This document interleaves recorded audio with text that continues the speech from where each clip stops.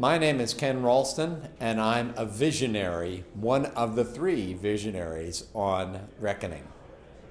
Well, my favoriteest feature of all is the ability to be able to equip any item that I get in loot directly from a chest or from the lootable corpse. That is the best thing ever. What's the other thing I like? I like the chakrams. I always like things in the game that I think were a horrible idea in the paper stage.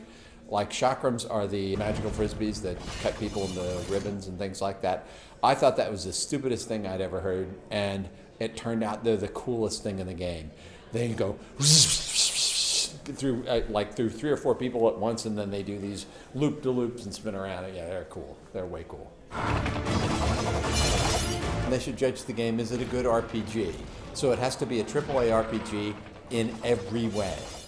So that's fair, totally fair. But then I want them to say, wow, that's the best combat I have ever played. And I want them to say, all other games ought to be that much fun to refight any individual combat, simply because there's so many different ways I could have fought it, and so many different delicious ways I could have felt smart being better at doing it.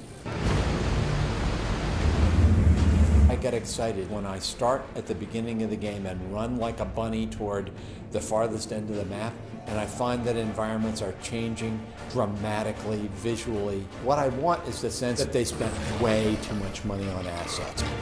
I should have been really uncomfortable when somebody told me I was a visionary, but I realized that since my goal is to be what they call in business is useless overhead, it's to actually get credit for all the years of experience and genius I have, because I really don't like working hard for anything. I love it to come easily, and I think a visionary is a guy who has spent an awful lot of time working till they got to the point where they could do the things, only the things that were easy for them and weren't easy for anybody else.